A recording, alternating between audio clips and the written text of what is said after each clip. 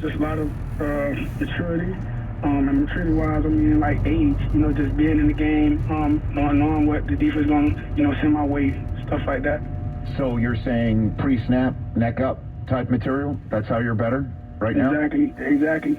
And how'd you get there? Just as a natural process, or walk me through your process?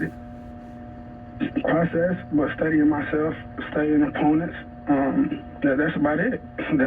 When you say you study yourself, what do you mean, Lamar? What have you studied of yourself? Can you give me an example? I critique myself with anything. I really want to see the bad things I did in the game. Not even necessarily me doing something bad. Just why didn't this play work? Little things like that. And I feel like that helped me out a lot. Lamar Jackson, Baltimore Ravens quarterback here on the Rich Eisen Show. And then this off-season, non-playing season, you getting together with your guys. What was that about? Can you tell me some of the off-season stuff that you've gotten to see the fruits of that labor already for the first 8 weeks of the season, Lamar? Yeah, just trying to build chemistry much as we can before the season kick off and what it was, Super Bowl week. I don't know if it was after the Super Bowl or right before. Me, Bateman, Rashard Bateman, James Forshade, they was out in Cali with me. We was working out there. Then I went to Florida. Benjamin Victor was with me. Snoop was with me. I had some other receivers, guys from my hometown, and guys who was from my high school playing with me as well. Just working and things like that, and I feel like it helped. We just got to keep going because the season is not over. Okay, season is not over. That's for damn sure. And you got yourself a game against the Saints here. So let's before we get into the game with the Saints, let's jump into Lamar Jackson here on the Rich Eisen Show with your off season. Was it difficult for you to negotiate a contract while you were getting ready for a season yourself, Lamar? No, not really. Not for me. It wasn't, because I know what I was looking for. I knew, I was gonna focus on the season. When the time was right, and that's just what it was. And is there anything you could add to just the national conversation that's still going on? I'm sure you're aware of it, Lamar, about what you were looking for. What were you looking for from the Ravens that you didn't hear? Yeah, I was just looking. Well, basically, I already said it. It was self-explanatory. That those guys put it out there.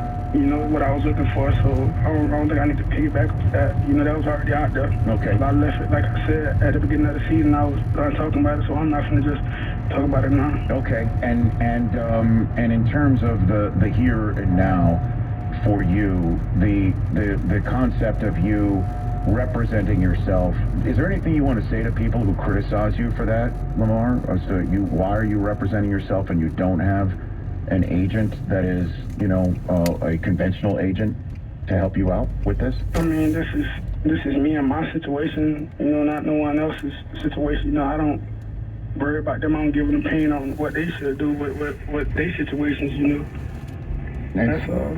And just so did you dive into and figure out like cap ramifications and things like? I'm not a math guy. I couldn't do it. I'll tell you that right now.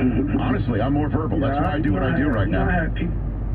I have people in my corner, who want, help me out with things like that. If I don't see things the way they may see it, or if I needed questions on certain terminology or something like that, I have guys to, back me up on that. So I feel like I was pretty good. And then, Lamar, just you walking off the field in Tampa, off of that big win on Thursday night, you grabbed a sign from a fan that said, "Pay the man." And, folks see that and think that you're carrying with you maybe a chip on your shoulder against the team, and that potentially this could be a final run for you. Obviously, there's still franchise tags and things of that nature. Are you going through your business with that mindset this year, Lamar? I'll be honest, no, I wasn't. The sign just happened to fall. I seen the sign fall, so I was just picking it up. Like every time I thought somebody was just dropping the sign, I seen it, I just started laughing, and I just signed it for a fan.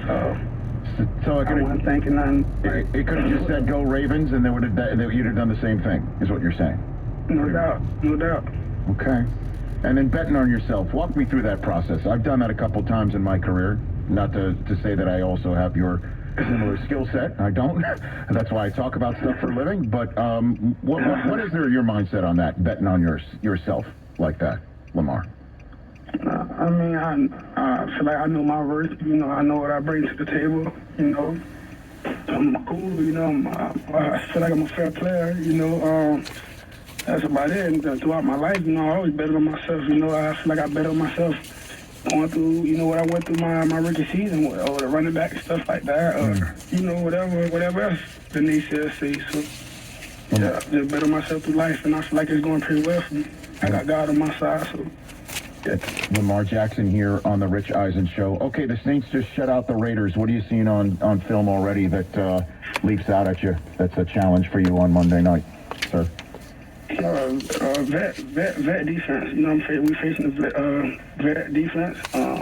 We got Cam Jordan, those guys. Tyrann Matthew, in addition to their defense. Guys flying around to the ball. I'm looking at a physical NFC team. Have you played a game in the Superdome before? I'm just going to throw that one out there. Have you played one? Oh, no, I haven't. I heard it's pretty loud, though. So. Well, yeah. Well, you played in loud places before, but I'm just, I'm sure you've watched games in the Superdome growing up. I'm sure, you watched some big college football games while you were at Louisville. I don't know if there's any sort of meaning for you to go into this building in Louisiana and try and show off your craft here at all. Yeah, just gonna try to show off my craft. That's all. I haven't really, had a fair share of being in the stadium or anything like that. Okay, and it's loud. I mean, it is loud. What's the loudest stadium you've ever played in? Lamar Jackson.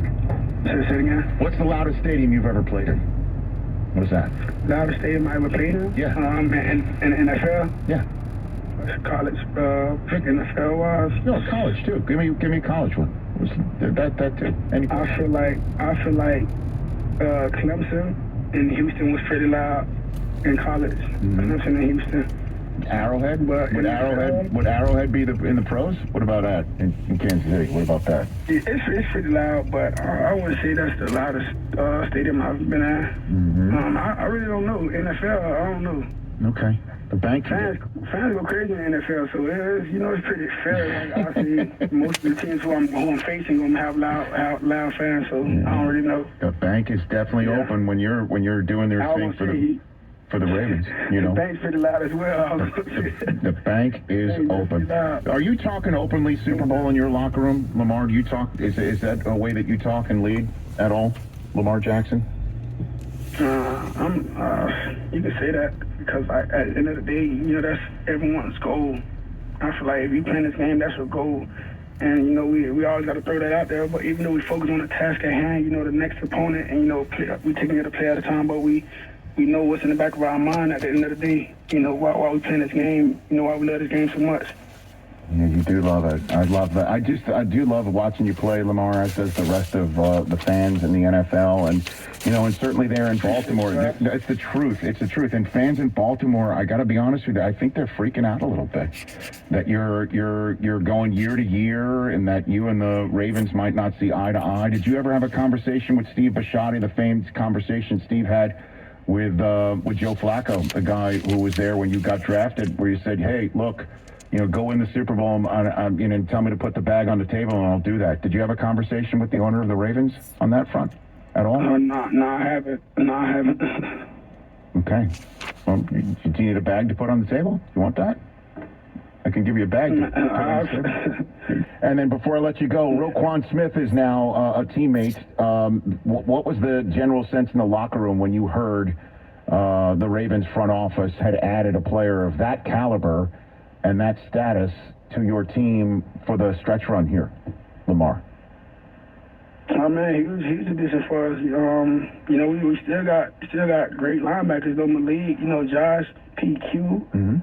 But that's a great addition. To help those guys out, help our defense. And he's leading the league in tackles right now, so that's tremendous.